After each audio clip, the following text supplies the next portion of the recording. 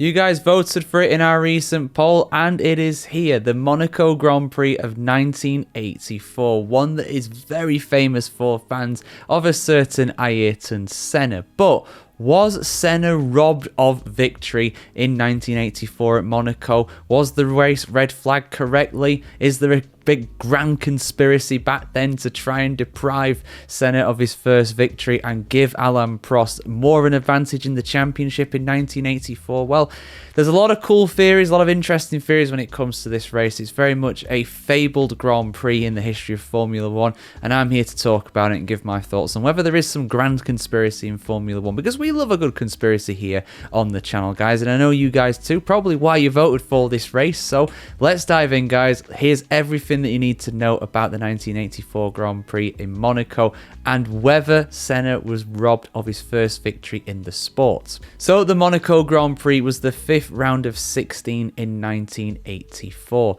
This season was dominated by the McLarens of Niki Lauda and Alain Prost, although at this point their advantage in the championship was not that large. Prost had joined McLaren from Renault after coming close to winning his first title with the French outfit in 1983, finishing runner-up to Nelson Piquet's Brabham. Lauda, meanwhile, was a double world champion by this point after his time at Ferrari, but he was looking for his first championship since returning to Formula One in 1982. At the previous round in France, Lauda stormed through the field to take victory after starting in 9th place on the grid in Dijon. He overtook Patrick Tambay's Renault for the victory. Prost, however, had an awful weekend in his home race and he finished a lap down on his teammate in 7th place and out of the points. These being the days, of course, when only the top 6 scored points, so unfortunately it was nil point for Le Professeur. That wasn't due to a lack of pace on his part, though. It was thanks to a loose wheel that he had to go back into the pits to try and fix. He continued, but obviously nothing to show for it in the end. However, despite that, Alain Prost still led the championship going into Monaco by 6 points ahead of Niki Lauda. And shout out to Derek Warwick and Rene Arnoux as well, who were keeping tabs on Niki Lauda, just 5 points behind the Austrian. Now at Monaco for race day, it was not the typical weather that you come to expect when it comes to this Mediterranean paradise. It was absolutely lashing it down. It was awful weather all day on Sunday. It was absolutely terrible. Think of the worst torrential rain conditions you could imagine. I imagine, actually, looking at the footage, looking back at the race footage from this time, that it was on a par with Spa in 2021. It was that wet. It was awful. Now, the start of the race was delayed by 45 minutes in the hope that the track would dry up, but conversely, weirdly, they actually wanted to wet the track some more, and you might be wondering, well, wait, what? It's actually chucking it down with rain. Why would they want to water the track? Well, only one specific part of the track, that being the tunnel. Of course, at Monaco, you've got the tunnel that doesn't get as much rainwater as the rest of the circuit because it's undercover effectively. Niki Lauda complained to Bernie Ecclestone, who was of course the Supremo of Formula One during this time, that it was dangerous in the tunnel because it was pretty much bone dry aside from oil that had been laid down there in the preceding days.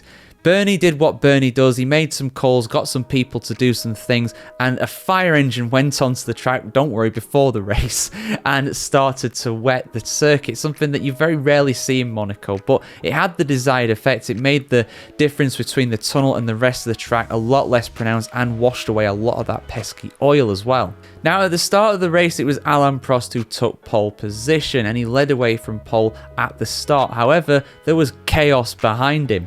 Derek Warwick made contact with Ferrari's Rene Arnoux, and Arnoux would continue. However, the Englishman was out at the first corner. To add misery to the French concern, unfortunately, Patrick Tambay in the other Renault would collide with Derek Warwick, seeing them both out of the race. But the main casualty, quite literally, was Tambay himself. The suspension arm in his car actually broke through and broke his leg.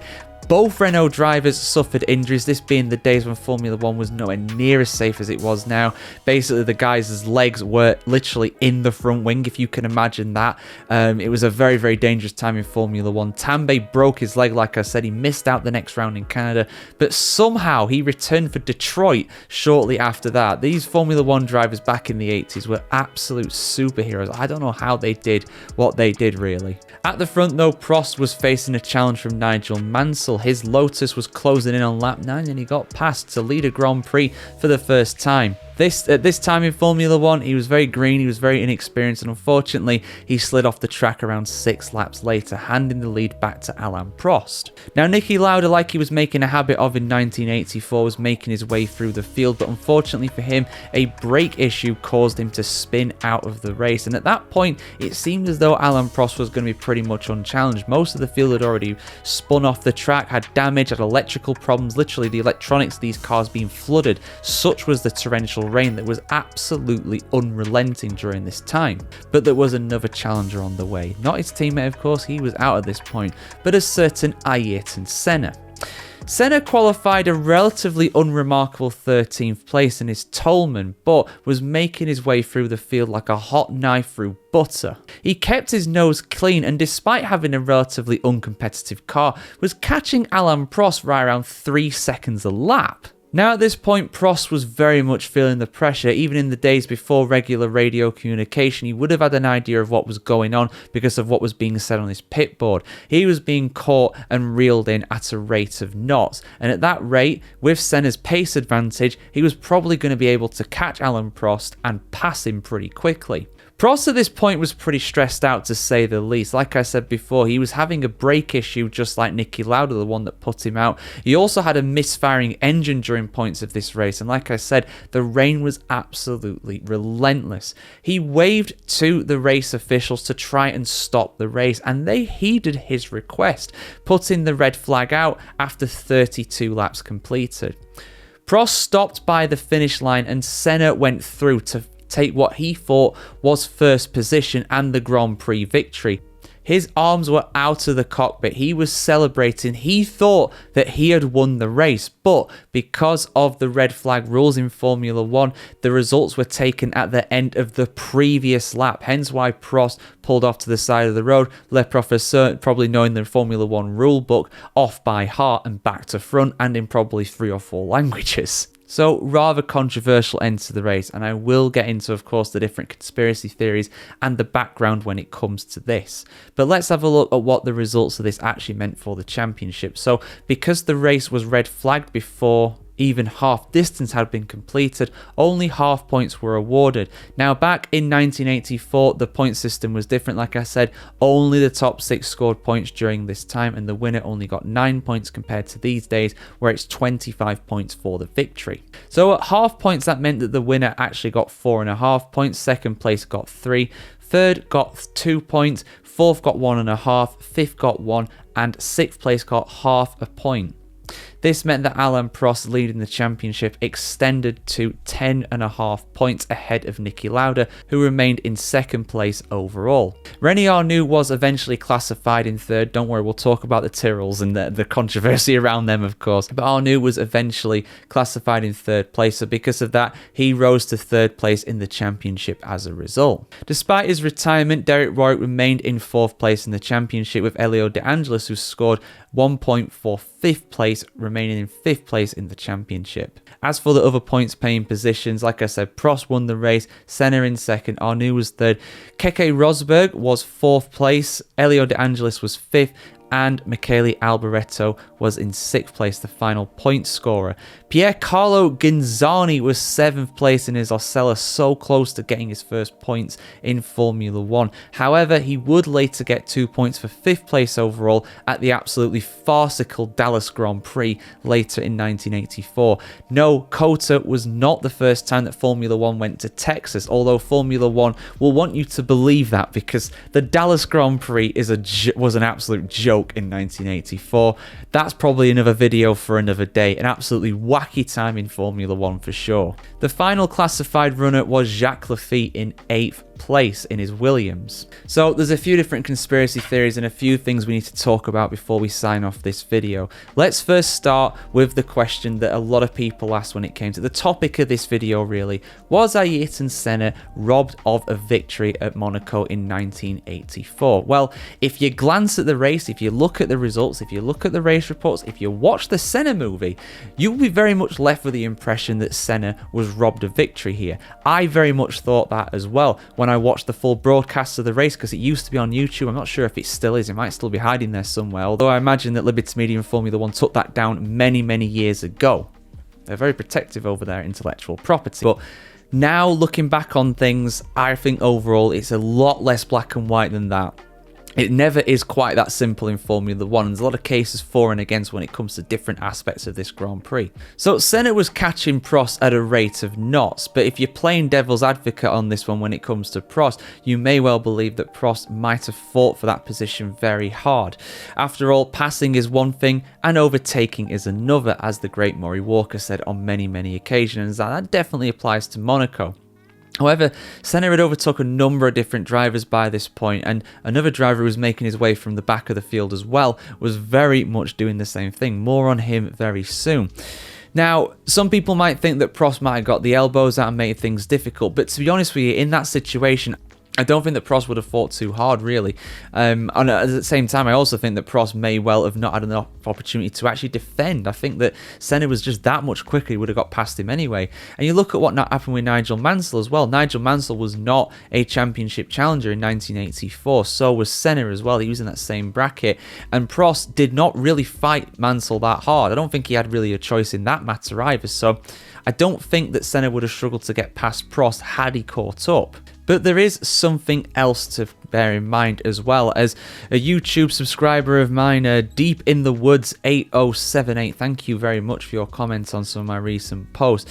They pointed out on YouTube that Senna was carrying damage to his Toleman suspension at this time, and if the race went to full distance or continued for a significant amount of time, he probably would have had to retire with structural damage to his Toleman. That is if buts and maybes. We don't know. It could well have kept going. It could well have held out for the rest of the race, but given how flimsy these cars were in 1984 and how curb heavy and how difficult Monaco was and how inexperienced Senna was as well in 1984, I'm willing to bet that at some point, if this did go anywhere near full distance or 2 hours, it probably would have resulted with Senna having to retire. But we'll never truly know on that one. But there's another elephant in the room, a German elephant, a Deutsch elephant. It's Stefan Bellof. We have to talk about Stefan Bellof. He's the guy I was referring to before when I was talking about another person who finished the race that was not technically classified. Bellof was charging through the field, and the fact that he had the only non-turbocharged power car on the field that day may have actually helped him in the torrential rain conditions. He was running the only normally aspirated car in the 20-car field, and he started dead last. He only just qualified. Back in the day, there only used to be 26 spots on the grid, but except for Monaco, where there was 20, he only just managed to qualify in his Tyrrell, but my word did he make use of it. He stormed through the entire field to get to third place by the time the red flag was shown. At the time of the red flag being shown, he was 20 seconds off the lead, but he was only 14 seconds behind Ayrton Senna. He was also catching not only Prost, but Senna as well. He was the fastest man on the track at this time. So had the race continued to full distance or 2 hours, there is very much an argument to say that Bellof might have won the race instead of Senna. However, again, it's not quite that simple because you're talking about Ayrton Senna here. They probably didn't know it at this time, but Senna was absolutely ruthless when it came to defending his lead, and I very much believe he would have made it very difficult for Bellof to get past. Hell, given the inexperience of both drivers at that point, I wouldn't rule out them taking each other out and Prost winning anyway.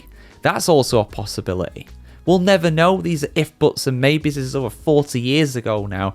We'll never know the truth of what could have and would have happened, but it's definitely something to ponder. But again, not quite that simple, because even if Bellof did get past, even if he did manage to pass Prost, pass Senna, then he would have been disqualified anyway. Why was he disqualified? Well, officially an underweight car. Unofficially, there are a lot of conspiracy theories around this because, like I said, had the only normally aspirated car in the field in Formula One in 1984. There's a lot of conspiracy theories around Tyrrell because all of their results, both Stefan Bellof and Martin Brundle, but all of their results for 1984 were expunged. They were all disqualified. The lot of them. They did not happen officially. So basically, even if Bellof did win, it would have resulted in him getting disqualified eventually. And therefore, Senna could have took the win. Again, if buts and maybes, we don't know. Shout out to Bellof as well, though. He is someone who definitely could have been a Formula 1 world champion had he lived long enough. Tragically, though, he would pass away just the following year in a sports car race, the 1,000 kilometers of Spa-Francorchamps in Belgium. He would never see his potential in Formula 1. Off the back of this race as well, he did sign with Ferrari for 1986. So had he lived, he would have been driving a Ferrari in 86. And who knows, he maybe could have become world champion later in the 80s or earlier in the 90s. We'll never know. One of Formula 1's great lost talents, one of the true greats to never realise their potential because their time came too soon. Really, really tragic, but a reality of Formula 1 during this time. Something to mention as well, whether it was Senna or Prost that won the race, this is still an incredible run between Prost and Senna in Formula 1 at Monaco. This was the first of 4 victories for Alain Prost at Monaco. He would win in 1985 and 1986, completing a hat-trick of victories, and also win in 1988. Senna, meanwhile, would win 6 times around the streets of the Principality, including 5 in a row between 89 and 1993, and he also won for Lotus in 87. If you're doing the maths and keeping up with all those years, that meant that Senna and Prost won every Monaco Grand Prix in a row between 1984 and 1993, 10 in a row. These two were absolutely untouchable around this track. But let's go back to the conspiracy theories here. So basically, when it comes to this race, there's quite a few, like I said. And the other one is resulting really from the red flag. Should the race have been red flag? That's what a lot of people say. A lot of people like to make out that this race should have continued, that the conditions were not too bad. I respectfully disagree wholeheartedly with that. Go and watch the footage. If this race was run in 2025, they would not even consider going out for a parade lap, let alone forming up for a Grand Prix. And now you might say, well, they were tougher back in the 80s. They didn't red flag races for rain. Actually, incorrect. In 1981 at Zolder for the Belgian Grand Prix, the race was red flagged because of rain and it was not restarted, just like in 1984 at Monaco. In fact, before that as well, the same thing happened at Austria in 1975. Vittorio Brambilla spinning across the line for his only Formula 1 Grand Prix in what were torrential conditions. Monaco was on a par with those two, without a doubt, and the rain was getting worse. Despite Bellof being the fastest man on the track, the fastest lap of this race was set by Senna earlier in the Grand Prix. The rain was getting worse. Cars were dropping like flies. Like I said, the brakes were too cold, electrical faults, the engines were getting flooded. It was honestly horrific. There's no way they would ever consider racing like that in the 21st century. I mean, like I said, 9 cars finished this race. 8 cars were flat classified because of Bellof, but even if you include him, the fact that we only didn't even get it to half race distance, that shows that we could have ended up with even fewer finishes than in 1996. Monaco in 96 only having 3 finishes at that race, but we could have genuinely had less with this one because it didn't even get close to full distance. And even if you go on time, we're only at halfway point really. This was actually classified as being just over an hour run. And we also came close to tragedy during this race as well, something that I didn't realise before researching this race again. But Alain Prost almost ran over a marshal during this Grand Prix. Corrado Farbi's Brabham was stalled out on the track and Prost almost hit a marshal that was trying to push him out of the way. We could have ended up with a marshal dying potentially. And uncoupled with that with the leg break to Tambay, this was a really dangerous race. This was red flagged with precedent, not without precedent. There was definitely precedent for red flag in this race. But there is a bit of credence to the conspiracy theories here because there's something interesting when it comes to the man who made the decision to red flag the race. The clerk of the course on that day was indeed Jackie Ickx, an absolute legend of Formula 1 and motorsport racing. He was very much tied to Porsche at this time, racing for Porsche at Le Mans. Now, who made the engines for McLaren at this time? Well, if you look at the actual results, you'll notice that Prost was driving a McLaren Tag. But that was just a brand name after Tag Heuer, not unlike what Red Bull did in, 2018 with Renault when they had to rebadge their engines because of the whole drama between them two teams. but he was driving effectively a McLaren Porsche. Now, again, you might think, well, that's just a coincidence. This is Jackie Ickx. He obviously decided that the conditions were too wet. But interestingly, after this race, Jackie Ickx was suspended from race control duties for not consulting with the stewards. He red flagged the race without even asking the race stewards at the time, which, of course, is a bit of an oversight, a bit of a no-no. So there was definitely malpractice in here. I mean, it's not unlike a clerk of the course to do some malpractice during a Grand Prix and then never return as a result. You know who I'm referring to there, don't you? Let's not open that can of worms, though. That might be a video for another day. Although, to be honest, I'm not sure I'm brave enough to touch that topic with a barge pole, to be honest. And the other thing as well, when it comes to the naysayers for this being a conspiracy theory, is the fact that if it was a conspiracy to try and win Prost the World Championship in 1984, of course, he came so close in 1983. The FIA is a French organisation. Jean-Marie Balestre was the president of the FIA. He was extremely French. Alain Prost, also French. France had never had a Formula 1 world champion by this point, although of course Prost would later win 4 of them, the first one coming in 1985 the following year. But if this was a conspiracy, if this was an attempt to try and fix the championship in Prost's favour, it didn't work, and arguably it backfired massively. See, even if Belloff and Senna got past Prost, Belloff would of course later be disqualified, promoting Prost up to second place. If Prost finished this Grand Prix in second place on full points, he would have got 6 compared to the 4.5 that he actually managed to get for winning the race at half points. And Alain Prost would later go on to lose the World Championship in 1984 by half a point behind Niki Lauda. If he finished in second place on full points, he would have got 6 and he would have won the championship by a point. Again, Niki Lauda may well have changed his tactics with that in mind, you never know, but just going off of that fact, you could definitely argue that Alain Prost urging the stewards, begging the race officials to red flag this race and end it prematurely, ended up costing him the championship. Now, this was early on in the championship. There were still like 11 races still to go in the season. There was a long way to go. There was no way that he knew how things were going to pan out. And indeed, Prost at this time had a very healthy lead in the championship for this early stage. And it wasn't completely out of character for Alain Prost to want to stop a race early. Indeed, he actually withdrew from the 1989 Australian Grand Prix due to heavy rain. Although, of course, at that time, he already had the championship wrapped up after the 1989 Japanese Grand Prix. Now, if you want to talk about a potential FIA Balestre Prost conspiracy theory, that race has a lot more to talk about. That is a lot more legitimate in my opinion, and that is a race I am very much looking forward to covering at some point. You guys let me know if you want to see it in the comments below, but that is a story for another day.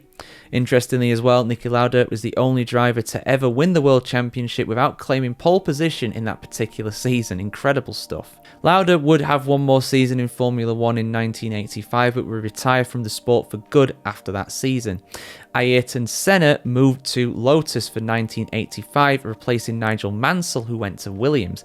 Senna, of course, became an absolute legend of the sport when he moved to McLaren and won 3 titles in just 4 seasons with the British team. But yeah, I hope you've enjoyed that, guys. The next one I'll be covering in this retrospective conspiracy kind of review will be the 2012 Spanish Grand Prix. You guys voted for that. I will have that out next week for you to take a look at. I'm really looking forward to diving into all the theories about Pastor Maldonado, about Williams' garage going on fire after the Grand Prix. Yeah, that actually happened, and it's still, to this date, the most recent win for the great Williams team in Formula 1. But is it a legit one? Is it tainted? Is there conspiracies afoot?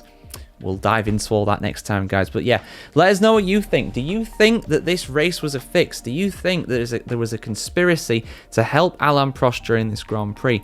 I must admit, on the balance of things, overall, I don't think there is, personally. There's definitely some dodgy aspects to that, and questions definitely has to be asked of Jackie Ickx and his conduct during this Grand Prix. But as we found out at Abu Dhabi 2021, this can happen. It doesn't necessarily have to be a conspiracy for this to happen.